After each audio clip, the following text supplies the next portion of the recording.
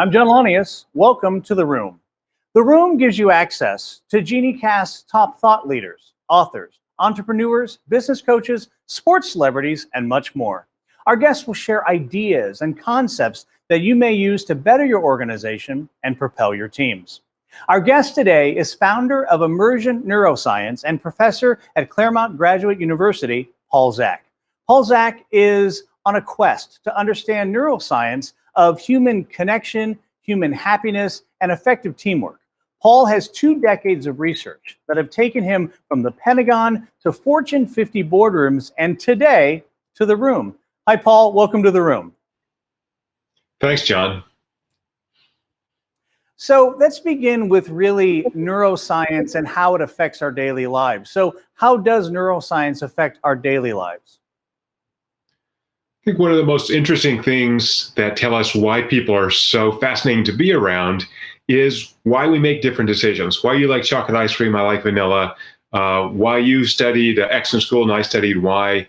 So decisions are a wonderful point to really understand the beautiful variation in human beings. And by measuring brain activity while people make decisions, my lab and my companies have been able to build technologies to really allow us to understand, treat patients more effectively, and help us build really effective teams.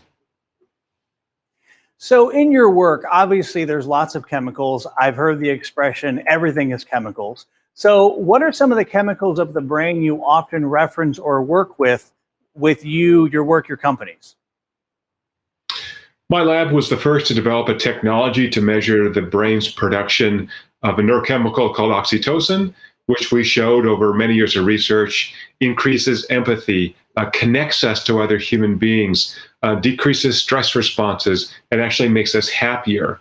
So as we have this tool, we can ask a lot of interesting questions about how experiences affect our emotional health, how they affect our satisfaction with life, and why people are sometimes cranky even though they're nice people. And so we worked on all these factors to understand the underlying neurochemical basis for conflict, for cooperation, why people really love others at a very deep level, and why we also have conflict and unhappiness. And so I think getting into the underlying basis for, for a turn of phrase, for the meaning of life, that meaning of life looks like it's really about connecting to others, serving others, being a part of communities. And when we understand that oxytocin is a key part of that, then it gives us a way to begin to optimize the way we organize our lives, or we organize teams, the way we accept others who seem very different from us in the decisions they make. And so I think leading up from understanding others to tolerating others to really acceptance and inclusion with others is what most of my work has been about. So I think it's interesting that you mentioned oxytocin, because before this conversation and just right now, I only knew that word in connection with delivering babies. So can you, you talked about how it makes us feel well, things like that, but how does it connect to the delivery of babies and also then how we work on a daily basis? Right. So this is good or bad news for listeners, but the brain's a very lazy organ because it takes so much energy to run it. And so it reuses neurochemicals that evolved for one purpose for other purposes. So oxytocin evolved from a version in fish 400 million years ago that facilitated sexual reproduction. And in mammals also is responsible for that, the hallmark of mammals, which is life, birth, care for offspring. And then around 200,000 years ago, oxytocin, which is made in the brain, started giving us more sensitivity to social information. And because that social information, we eventually were able to begin living in big civilizations around complete strangers. Like, how do you live in New York City or Chicago or LA if you're constantly around strangers? You need something in your head that says, John safe and Bob clearly not. I want to avoid Bob, right? So anatomically, we are social creatures in the sense that our brains have very high densities of oxytocin receptors that allow us to form teams very rapidly, to figure out who we want to be around, who we don't, to identify people that we are interested romantically. And so oxytocin is really responsible for the underlying kind of essence of life. I'll call this the meaning of life earlier. These things that really give us long-term satisfaction. So the question was, how do you measure this in the brain? That's a question we struggled with around 25 years ago. In animals, you drill into the skull and you can sample oxytocin. I don't know a lot about humans, but I'm guessing having me drill into your skull is not something you want to let me do. So indeed, we developed a technology using very rapid blood draws in which we can actually capture this little spike of oxytocin released in the brain, but also in the blood. And then subsequently now have developed non-invasive ways to measure the effects of oxytocin in the brain, the peripheral nervous system. So the punchline here is that the bulk of my professional work has been about developing knowledge and technologies to allow people to live the most happy and fulfilled lives that they can. And that applies to your personal life, to your work life, to what kind of entertainment you see, what kind of education you get. And I'm very passionate about helping individuals have the tools and the understanding so that they can really live truly fulfilled lives. So your explanation was really fantastic because you expanded, the thinking around that, and I have like 5 questions out of that. But when you look at oxytocin, you say that it is produced naturally. I also kind of understand why the producers asked me if I was comfortable with drills. I do not want you to drill into my head. But what I'm interested in is what causes oxytocin to decrease in the brain, and then how can we increase it naturally? Right, great question. That's what we spend a lot of my time studying. So it looks like any positive social interaction will cause the brain to make oxytocin to a greater or lesser degree. So if we meet in person, John, in St. Louis, and shake your hand, I'm very famous for giving people hugs. I give you a hug. Your brain will make oxytocin. My brain will make oxytocin. It'll be a moderate amount. My little daughter comes in my room and gives me a hug. It's going to be more. So we can think of oxytocin as an index for the degree of connection that we have between individuals. So you can see how this gives us a deep pathway to understand exactly how oxytocin helps us navigate through our social lives. So once I measure it with blood draws, with wearable sensors, with the Immersion Neuroscience platform, then you can get a sense of the value, the social value my brain is placing on this person or this experience. So think of oxytocin as the biological basis for the golden rule, right? If you're nice to me, in general, my brain makes oxytocin, and that motivates me to cooperate with you. And as I said earlier, reduces my physiologic state, so my stress is lower, so that I'm not worried about being around strangers. You feel safe. I feel comfortable around you. Also increases our sense of empathy. So now I'm a much better social creature if I can understand not only what you're doing, but why you care about it. That's empathy, right? I'm able to share your emotions. So everything from hugs to dancing together to singing to soldiers marching, all these things that we do together release oxytocin if they're a positive experience. And the other factor is, we've looked at experiences and neurochemicals that inhibit oxytocin release. And the two that I think most compelling are high levels of stress. And so we do have this presumption that if you behave badly to me, I say, oh, well, John's a bad person. So we call that the fundamental attribution error. Instead of saying, hey, maybe John's having a really bad day. So again, once I understand the neuroscience and I go, hey, John's always been nice to me, now he's being super cranky, instead of me jumping to the conclusion that you're a bad person, what I should do is normally assess whether you're really having a bad day. Do you need some help from me? Do you need a hug? Do you need someone to talk to? And all those things will help reduce those stress responses and allow you to, again, release oxytocin, be a kind of fully developed human. The other factor that's interesting that inhibits oxytocin release is high levels of testosterone, which you and I had as youngsters. So testosterone is very high in young males and decreases after you get to be about age 30.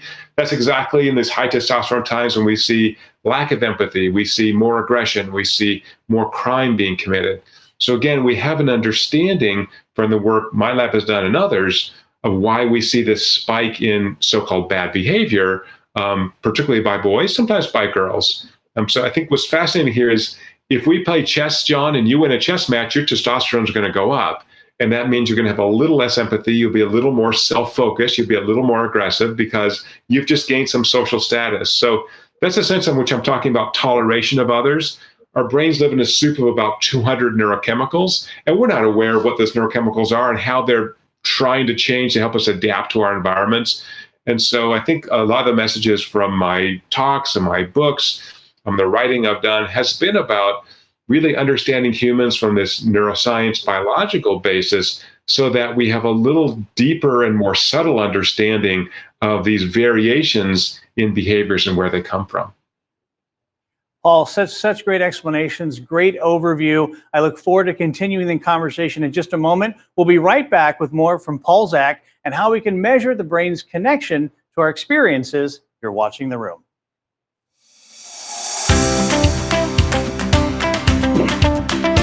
Introducing Genie Talk, the latest offering from Geniecast, the #1 virtual event and experience company. With Genie Talk, you can connect with an expert on any subject, anywhere, at any time. It's a one-to-one conversation in a private video call on our safe and secure platform. It's not a presentation. It's not a speech. It's an engaging, informative conversation with an expert. Whether it's a C-suite, business author, or prominent speaker, they are on Genie Talk. Just search for what you're interested in, from leadership to marketing, to motivation, to diversity and inclusion, and more. Find one of our many experts on that topic. Then set up a time to meet virtually. We'll connect your calendars to find a convenient time. Next, we'll send a link, and then the virtual call happens. Payment is simple and easy through our easy-to-use platform. It's the ultimate fast, frictionless way to speak to an expert about anything, anywhere, anytime. That's Genie Talk.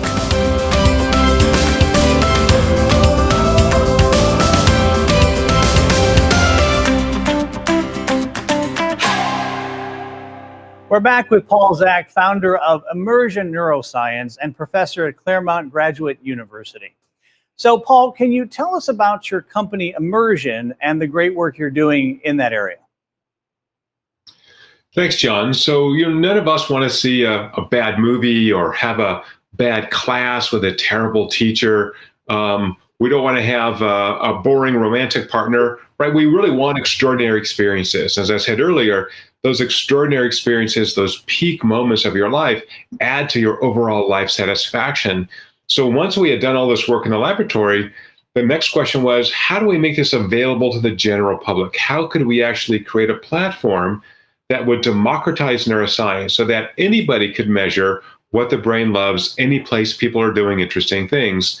So 4 years ago, we started this company, Immersion Neuroscience, that pulls data from wearables like smartwatches and then shoots that data to the cloud and applies algorithms so we can measure this neurologic state I've called immersion. So immersion has a second neurochemical. Of course, oxytocin's in there, tells about the emotional resonance of that information, how much you care about it.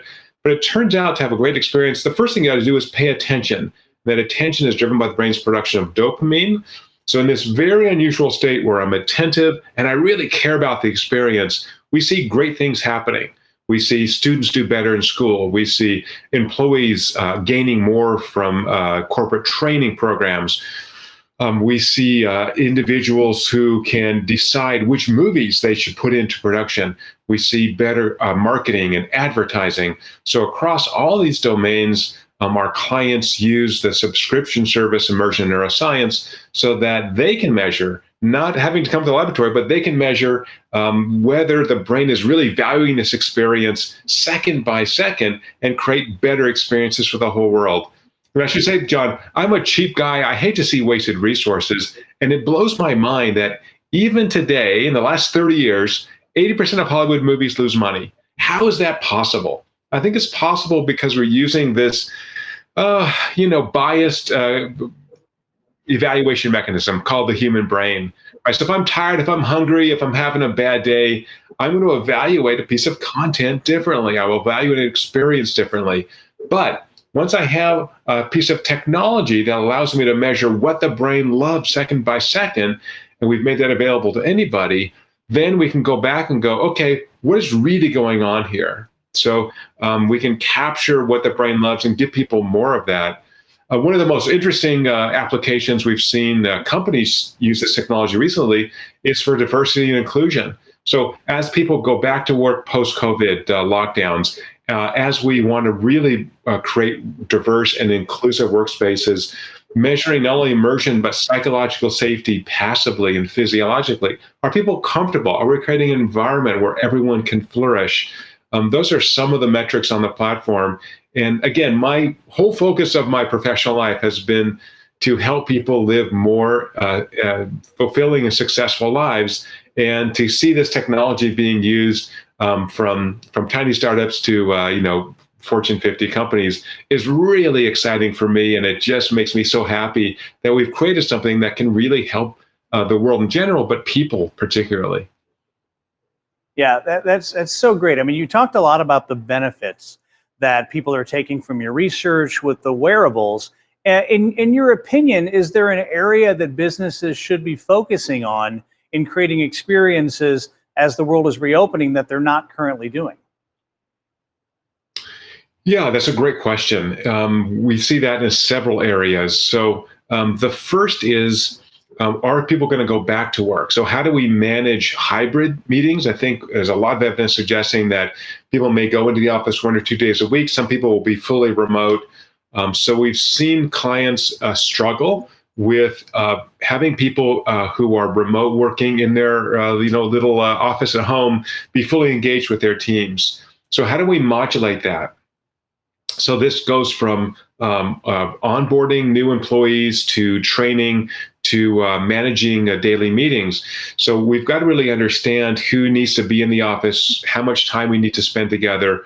Do we need a happy hour? Do we need some downtime just to get to know each other? So what we found in my published research and my last book, Trust Factor, is that having actually connection time, we're not really talking about work, we're just hanging out, playing ping pong or going to happy hour, is really essential to engagement at work, effective teamwork, and higher levels of productivity. When we're doing everything remotely in a 2D world, that kind of chit-chat is harder to do, right? We're scheduling meetings every hour. We're busy people. We have to get stuff done. But in the office, we have these random interactions where we bump into people. Hey, how was your weekend? You got a new dog. Oh, let me see the picture of that, right? So that kind of discussion is harder to have online. So one thing we found that's useful for my research is doing what I call an emotional check-in, even if you're just doing this remotely, which is, I'll do it with you, John. Hey, John, you look, and then fill in an adjective, tired, happy, sad, joyful, right? Then we can have a different kind of conversation and connect emotionally. And if I'm an effective leader, I do not want to avoid that emotional information. It's very powerful. It tells me what I can do to help you be successful and therefore help our team and our organization be successful. So these are really data-driven insights by knowing what to measure in the brain so that we can assess objectively how effectively individuals and teams are working together. Such a great conversation today. There's 50 more questions I have, so I kind of wish we had another hour. But when we come back, we'll have more with Paul Zak and our 5 questions. After this break, you're watching The Room.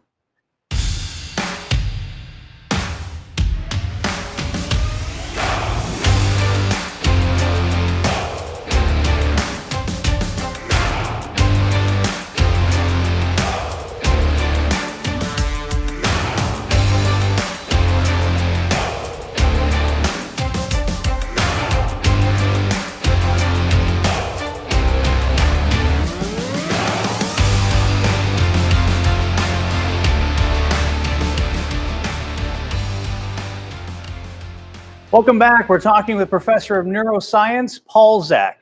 Every week on The Room, we ask our guests the same 5 questions. Now, Paul, as someone who looks to understand and create experiences, we hope you'll appreciate how we're collecting insights on specific topics to provide our audience with tools that they can use to accelerate their ability to achieve their personal goals. Are you ready for your 5 questions?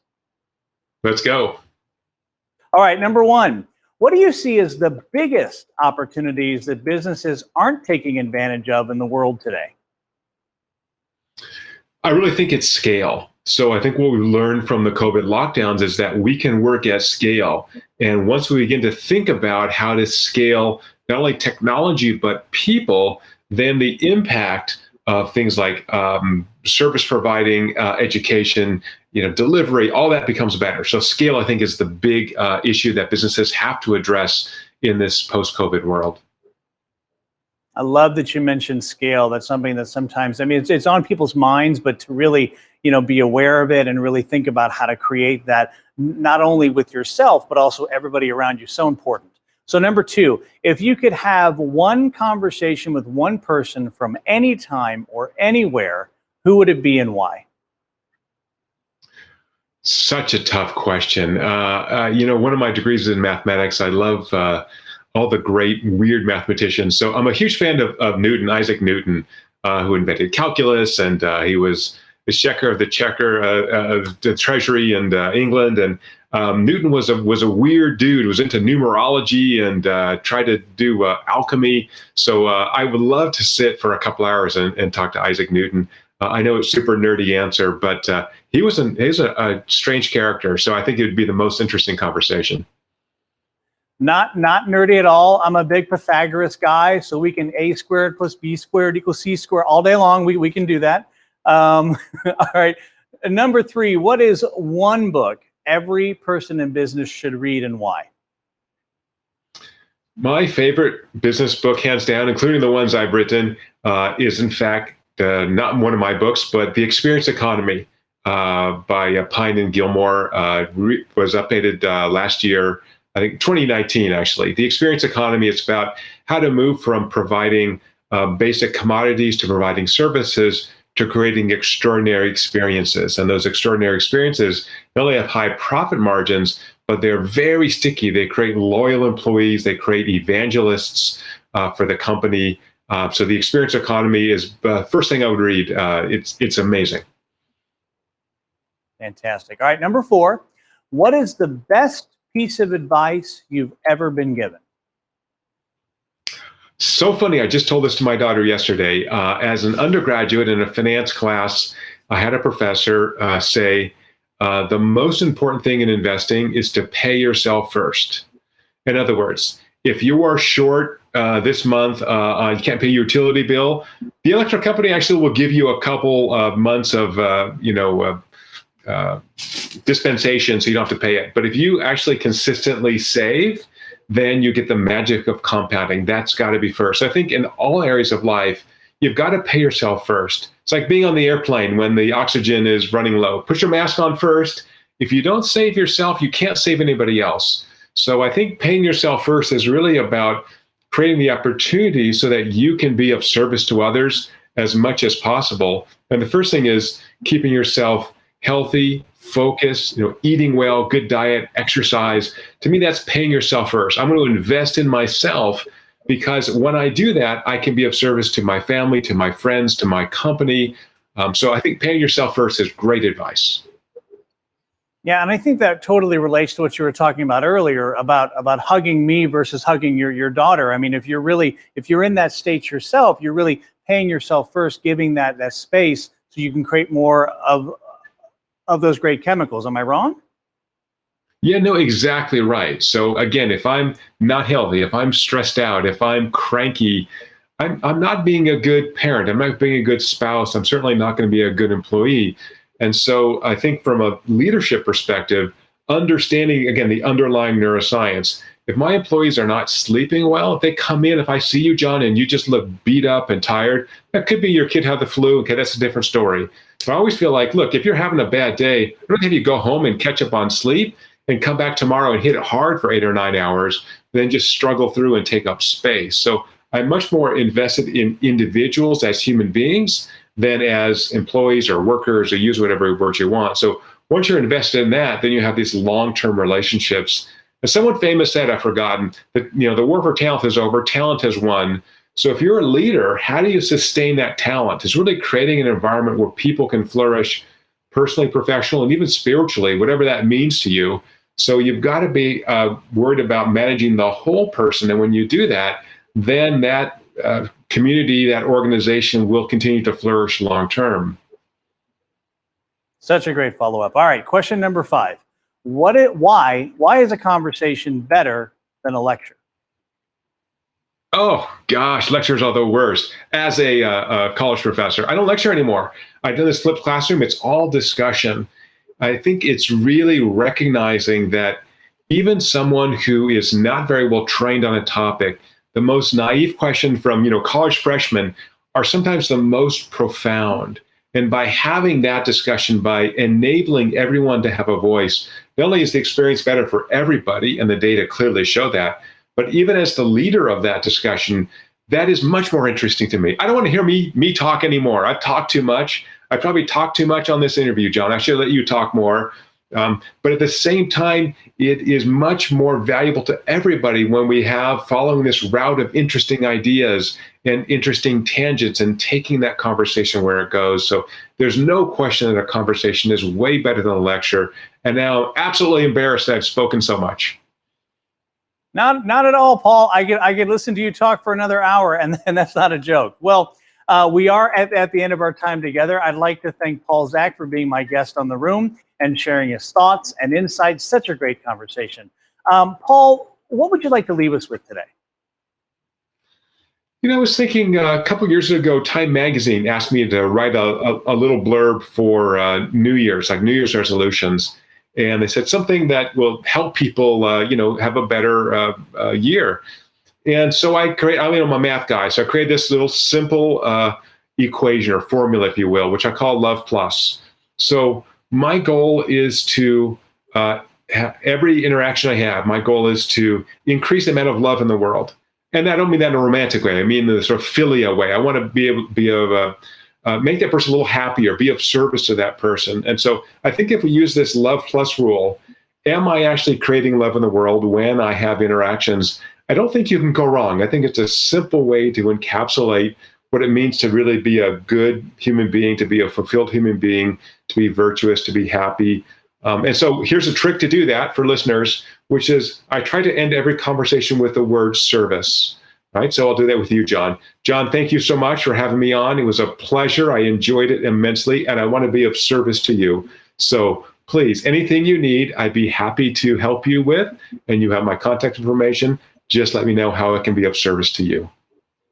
Paul, I love that. When you were talking about the expression of love, I went to my time with the Dalai Lama. I spent a week with the Dalai Lama in the 1990s. And when you talk about like the word love, obviously, for some people, it kind of freaks them out in modern day America. But one's ability to be able to create that true connection and that feeling of love, for lack of a better term, I don't think we should be afraid to share that. And so it is an aspect of service. It is an aspect of respect. And I very much appreciate the conversation today. Thank you.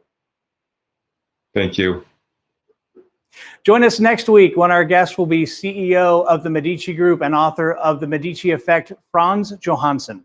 Frans has inspired leaders and audiences worldwide with his ideas on leadership, success, innovation, and diversity and inclusion. I'm John Lanius. We'll see you next time on The Room.